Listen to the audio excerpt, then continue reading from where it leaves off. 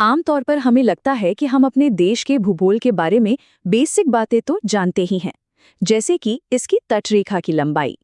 लेकिन क्या होगा अगर मैं ये कहूं कि जो नंबर हम सब जानते हैं वो असल में पूरी कहानी नहीं है? चलिए आज भारत की कोस्टलाइन की इस हैरान कर देने वाली कहानी को समझते हैं। तो एक सीधा सा सवाल, भारत की कोस्ट लाइन यानी तट रेखा आखिर कितनी लंबी है? अब सुनने में तो ये सवाल बहुत आसान लगता है, पर इसका जवाब आपको सच में चौंका सकता है।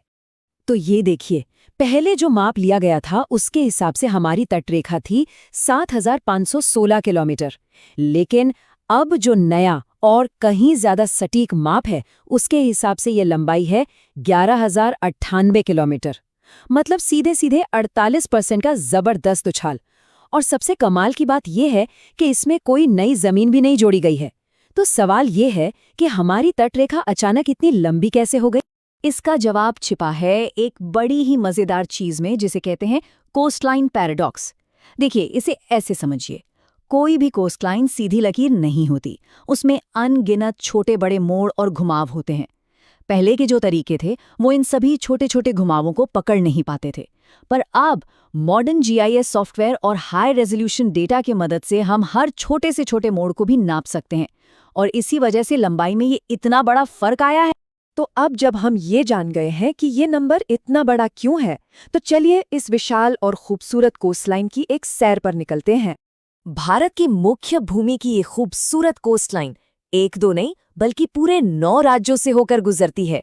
ये सफर शुरू होता है पश्चिम में गुजरात से, फिर नीचे की ओर महाराष्ट्र, गोवा, कर्नाटक और केरल तक जाता है, और फिर पूर्व की तरफ मुड़कर तमिलनाडु, आंध्र प्रदेश, ओडिशा से होते हुए पश्चिम बंगाल के सुंदरवन में जाकर खत्म होता है। और इस विशाल सफर में भी गजब की विविधता है। एक तरफ है गुजरात, जिसकी तट रेखा 1200 किलोमीटर से भी ज्यादा है, जो सबसे लंबी है, और दूसरी तरफ है छोटा और प्यारा गोवा, जिसकी कोस्टलाइन सिर्फ 1600 किलोमीटर की है, जो भारत में सबसे छोटी है। ये दिखाता है कि हमारी तटरेखा कितनी विविध और अनोखी है। अब देखिए, इतनी लंबी और विविध कोस्टलाइन का होना एक दोधारी तलवार की तरह है। एक तरफ जहां ये अनगिनत मौके लेकर आती है, वहीं इसके साथ कुछ बड़े जोखिम भी जुड़े हुए हैं। तो सबसे पहले बात करते हैं इसके सुनहरे पहलू की।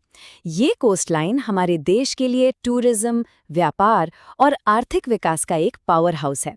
सोचिए, ये लाखों लोगों को रोजगार देती है और देश की अर्थव्यवस्था की एक मजबूत नींव है। लेकिन सिक्के का दूसरा पहलू है खतरा। ये विशाल तटीय इलाका चक्रवात यानी साइक्लोन जैसी प्राकृतिक आपदाओं के लिए बहुत ज्यादा संवेदनशील है, जो लाखों लोगों की जान और उनके रोजगार के लिए एक बहुत गंभीर खतरा बन सकता है।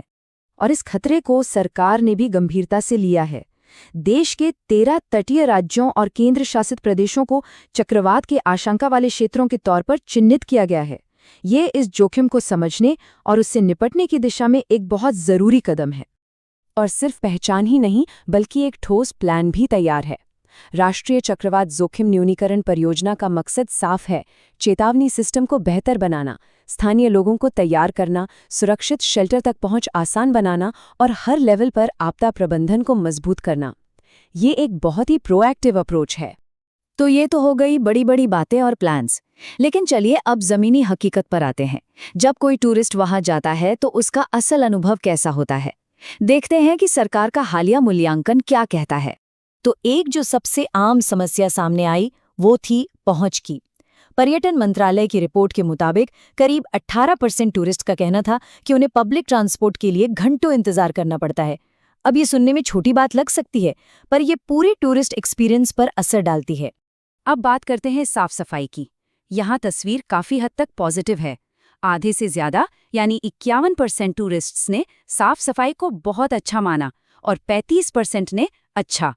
ये अच्छी खबर है, लेकिन हाँ, 14% लोग अभी भी इसे सिर्फ संतोषजनक या खराब मानते हैं, जिसका मतलब है कि सुधार की गुंजाइश तो हमेशा रहती है। और अब सबसे जरूरी मुद्दा, सेफ्टी। और यहाँ एक शानदार खबर है। तटीय क्षेत्रों में 83% टूरिस्ट पूरी तरह से सुरक्षित महसूस करते हैं। अब जरा इसकी तुलना बाजार जैसी जगहों से कीजिए, जहां ये आंकड़ा सिर्फ 47% है। ये एक बहुत बड़ा और पॉजिटिव फर्क है। और ये जो 83% का आंकड़ा है ना, ये सिर्फ जनरल सेफ्टी का नहीं है। सर्वे के अनुसार इतने ही ज्यादा लोगों का ये भी मानना है कि इन टूरिस्ट स्पॉट्स पर और उनके आसपास महिलाएं भी पूरी तरह से सुरक्षित हैं। और टूरिज्म को बढ़ावा देने के लिए ये एक बेहद जरूरी और अच्छी बात है। तो हमने देख लिया कि पोटेंशियल क्या है, खतरे क्या हैं और ज़मीनी सच्चाई क्या है। तो अब सवाल ये उठता है कि इस अनुभव को और भी बेहतर बनाने के लिए आगे का रास्ता क्या है। तो इसी गैप को भरने के लिए और टूरिस्ट के एक्सपीरियंस को शानदार बनाने के लिए पर्यटन मंत्रालय ने एक मल्टी लेवल स्ट्रैटेजी तैयार की है। इस स्ट्रैटेजी के 3 मेन पिलर्स हैं।